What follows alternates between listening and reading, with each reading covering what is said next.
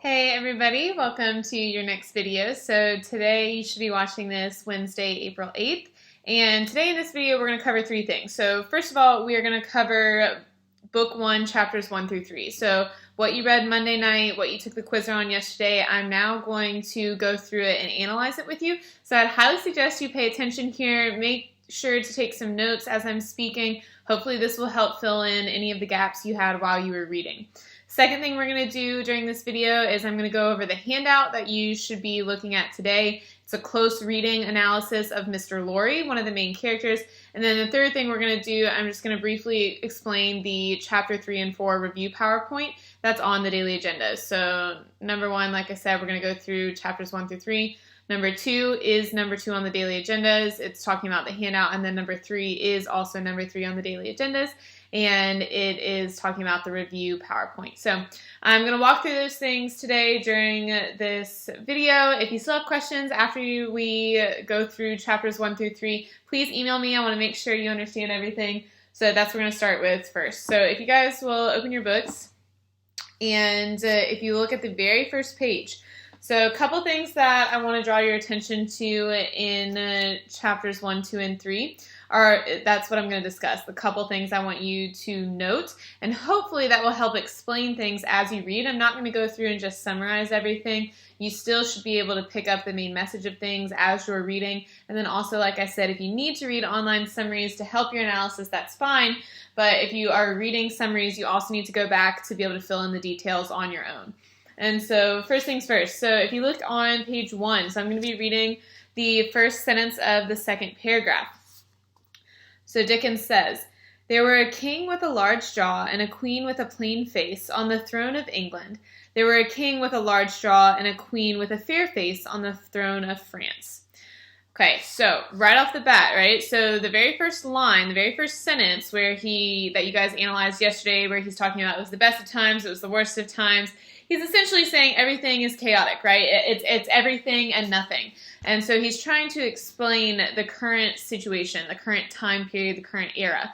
And so during this era, he is referring to the king and queen on both the thrones of England and France, right? So A Tale of Two Cities, London and Paris, those are going to be the two cities. And so he starts off by setting the stage in this chapter 1, talking about the king and the queen in both England and France. And so, again, note his use of language. He doesn't just say there was a king in England and a queen and also a king and queen in France, right? So he's using words here, and he says a king with a large jaw and a queen with a plain face in England.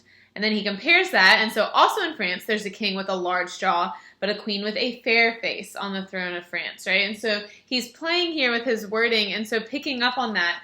Then if you look at the tail end of chapter 1, so if you go back to page 3, so I'm now at the top of page 3, the very last paragraph.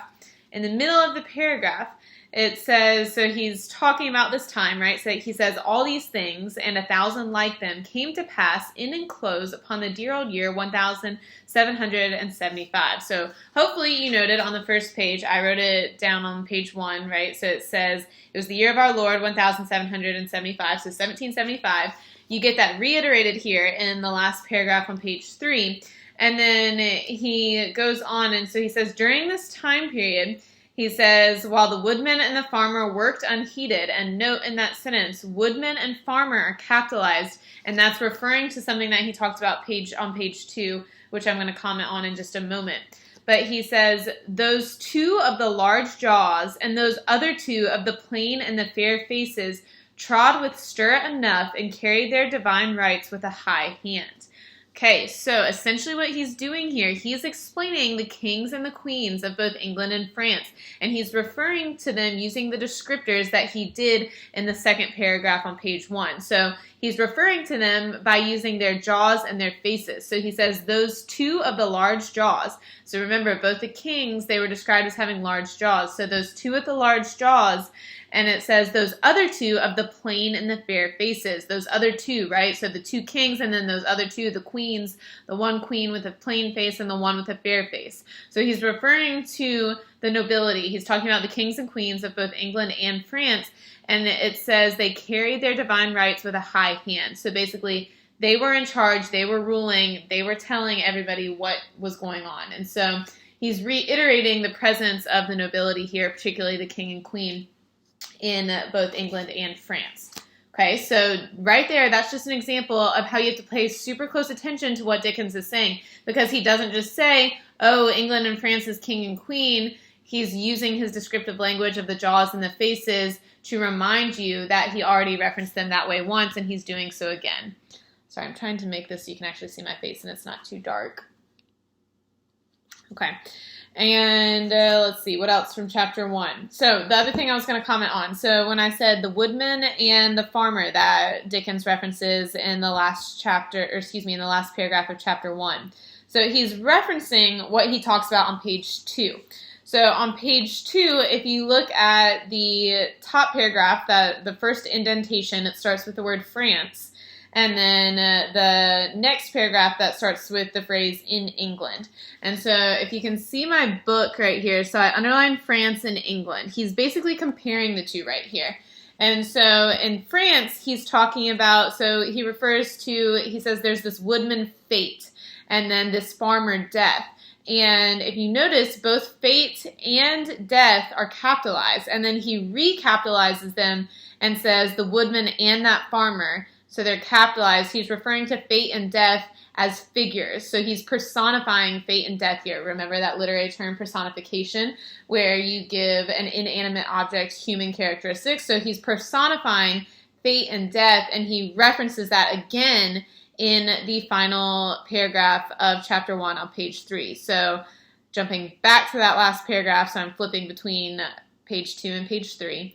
But he then reiterates in that same sentence we just read about the kings and the queens, while the woodman and the farmer worked unheeded, right? So the woodman and the farmer, so fate and death, right? So fate and death personifying, are being personified here as the woodman and the farmer, so basically all the common people, right? All the common people are working unheeded, without fail. They just continue to work. And then it says, but the nobility, they were up there just doing what they were supposed to, right? They're just ruling over everybody else. And so hopefully by explaining this now, you guys have a little bit of an idea of what Dickens is doing in this first chapter. So essentially he's setting the stage. He's setting the stage for England and France. He's saying everything's chaotic, and some of the specifics you looked at yesterday in your quizzer, right? So some of the specific violent actions that were occurring in France we talked about, and then also in England, right? Talks about how there are all kinds of robbers, which leads us then to chapter 2 when we meet the passengers, right? And why the passengers act the way they do. So if you look in chapter 2, so the first thing you see, they're walking up the hill, and they have to actually walk up the hill with the horses because the hill was so difficult, it was muddy, etc. And so if you look on page 4, so if you look in the middle of page 4, it says 2 other passengers besides the one were plodding up the hill by the side of the mail. And so it explains them, and let's see, where's the line I wanted? Right down below. It says, towards the bottom of page 4, it says, the passengers suspected one another and the guard. They all suspected everyone else, and the coachman was sure of nothing but the horses. Right? And so what Dickens is reiterating here is that everyone is wary of each other. They don't know each other, they're not familiar with each other, and because of the turmoil, because of the chaos that's been occurring in England during this time, they're not comfortable with each other. They don't trust each other. They are actually very much on guard because they're afraid maybe one of the other passengers could be a robber, right? And so they're very suspicious of everybody else. And so while they're trudging up this hill, they hear this voice in the distance, right? We're introduced to this messenger. And again, everybody's suspicious. They're like, whoa, whoa, whoa, who's this messenger in the night? And so what you should note here, so in chapter 2, Dickens spends a significant amount of time talking about 2 specific characters. So first of all, he talks about the messenger. So we're introduced to this messenger. We don't get his name right off the bat. And so again, that's tricky. Dickens doesn't introduce him immediately, so you've got to pay attention. So we've got this messenger, and the messenger says on the top of page 6, he's looking for a passenger by the name of Mr. Jarvis Lorry. Okay, so definitely note that, right? So this messenger comes in, he's looking for this particular passenger. That should stand out to you as significant. So he's looking for the specific passenger. Then later we find out what his name is. So we find out that his name is Jerry. And specifically, you guys I'm going to go ahead and tell you, his full name is Jerry Cruncher. And so if you paid attention to the Prezi from the other day, Jerry Cruncher is this character. And so he's the messenger. And then we're also going to find out he has a bit of a shady past, and we'll see what that is. But right off the bat, you should be paying attention to these two characters because Dickens spends a lot of time talking about them, right? So this bizarre message comes, and so Jerry says, excuse me, Cruncher brings this bizarre message, and Mr. Lorry, on the other hand, doesn't think it's that bizarre, right? So Cruncher says at the top of page 7, the message he reads to Jerry is, wait at Dover for Mademoiselle. It's not long, you see guard. And so Jerry basically says, okay, here's the message. Wait at Dover for Mademoiselle. And that's it. Just wait there for this woman. And Jerry tells, Mr. Lorry tells Jerry, he says, okay, here's my answer. Recalled to life. So at the top of page 7, imagine this, right? So you get a letter from Jerry Cruncher, and all the passengers and everybody, they're like, well, what's the letter say? And Jerry's like, okay, excuse me. I'm so sorry. I keep switching back and forth. Let me start over one more time. Cruncher brings this letter, and he says, here's the letter. And Mr. Lorry says, okay, I'll just read it out loud. The letter from Jerry Cruncher that Jerry Cruncher is delivering on behalf of Tellson's Bank to Mr. Lorry says, Mr. Lorry, his instructions are to wait at Dover for Mademoiselle. And so that's it. That's the only thing the letter says.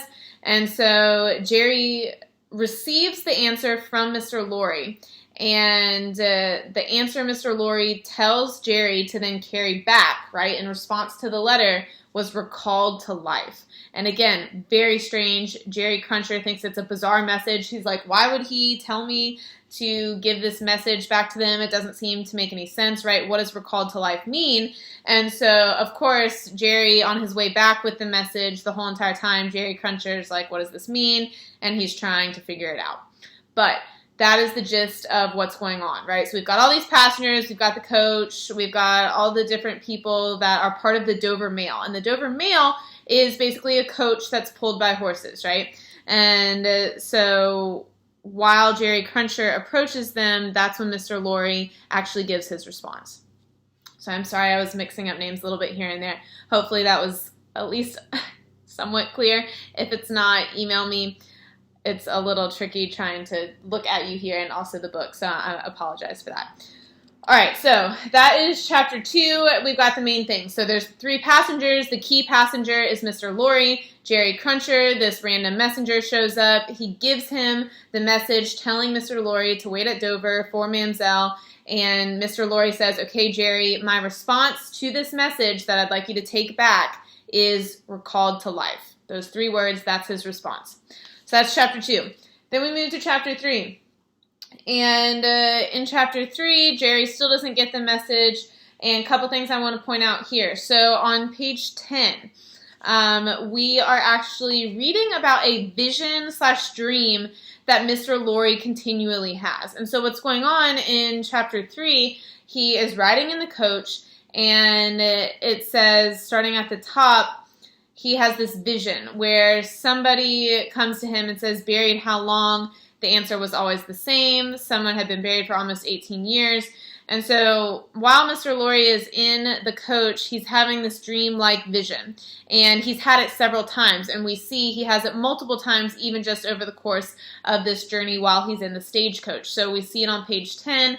And in that scenario, the figure says, well, I don't know if I want to live. And then he says, shall I show her to you? Will you come and see her? So this is one scenario of the vision. And then in another scenario of the vision, he asks it again. And so in both different in the various cases of the vision, he's receiving sort of different answers from these characters in his vision. So I know that's really confusing when you're first looking at it. So basically, Mr. Lorry, we don't know what this vision is. We don't know if it's a memory. We don't know what it is. But Dickens is basically introducing us to Mr. Lorry, and he's having these bizarre dreams and visions, these reoccurring, it's the same dream, right? It's the same vision where he's asking somebody about being buried and being buried for 18 years. And he does use that phrase, right, in the vision. Make sure you note that on page 10.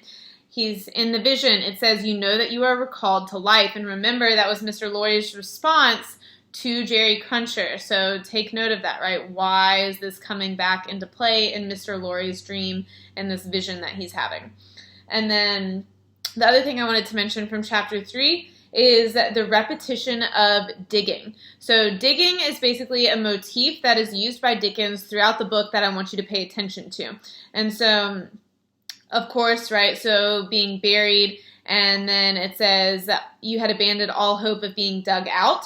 So talking about digging there, and then on the top of page 11, it says dig, dig, dig.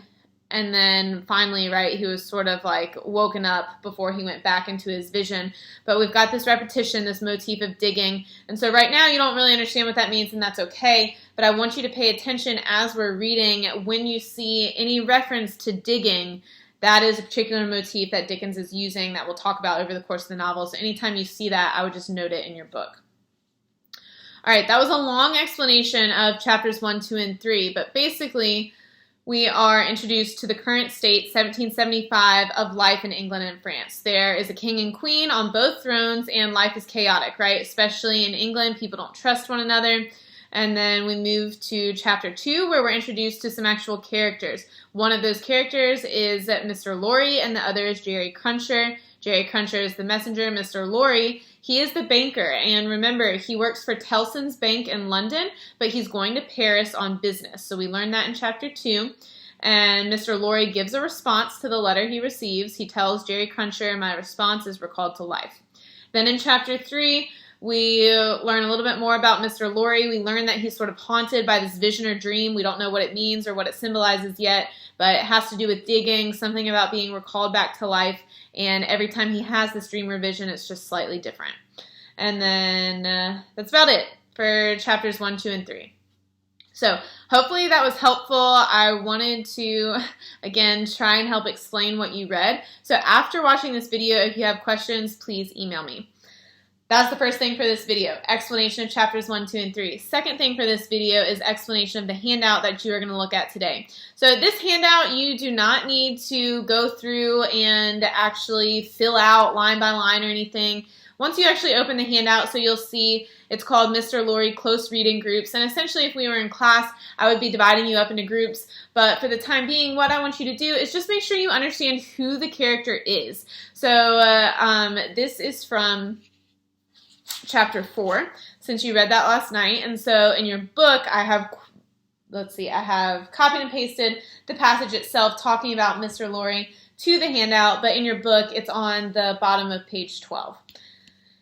And all right, I just want to make sure you can still see me. Sorry, I was messing with the video. Okay, so in the close reading group handout, you are going to reread this passage. So this is from, like I said, chapter 4. It's an explanation of who Mr. Lorry is as a character. And the purpose of this close reading is to essentially go line by line to determine what Dickens is saying about Mr. Lorry, right? So he uses very specific language. Remember, diction means word choice.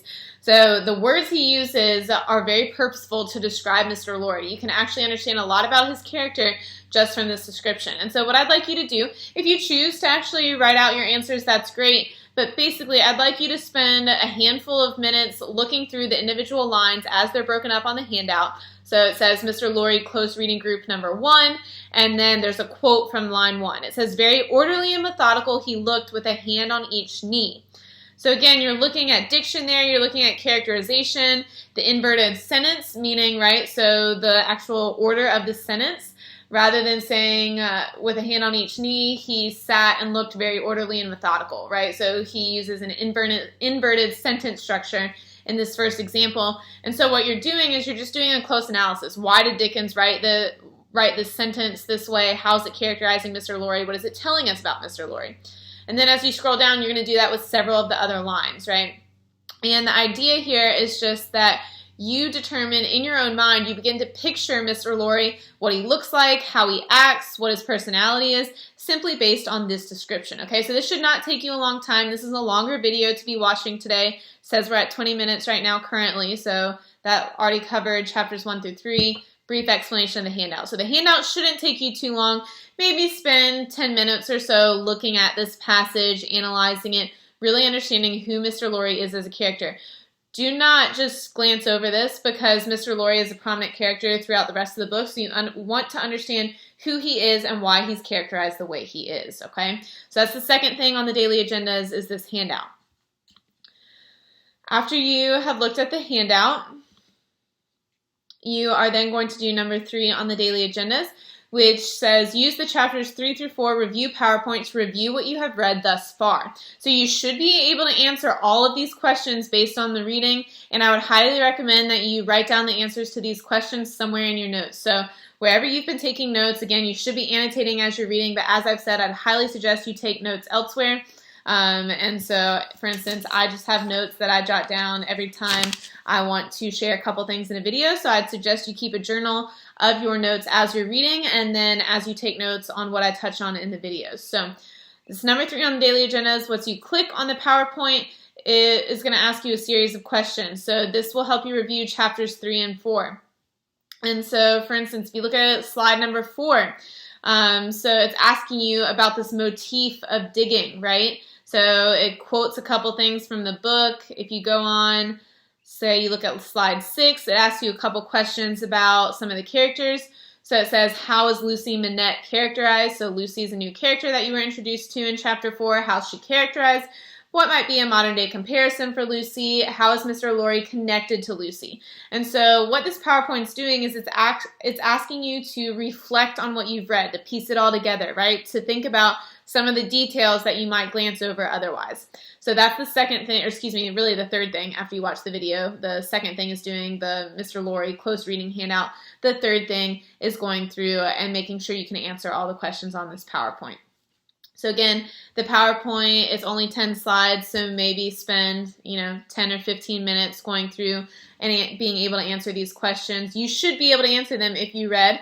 If you have any questions, ask a friend, talk about it with each other, and if you still have other questions, please feel free to email me. But both the handout, the close reading of Mr. Lorry, and then this review PowerPoint should help you understand what you're reading. They should help increase your depth of analysis. Lastly, there's a reminder on the daily agendas for today that says, remember, if you didn't turn in your analysis from yesterday, that it's due tonight at midnight. So if you did not turn in your analysis of the first sentence of the book that we looked at yesterday, make sure you do that tonight by midnight. Otherwise, your homework for tonight, so basically your classwork, right? So you've got this we're at 23 minutes, so hopefully we'll be done at 25 minutes, 25-minute video.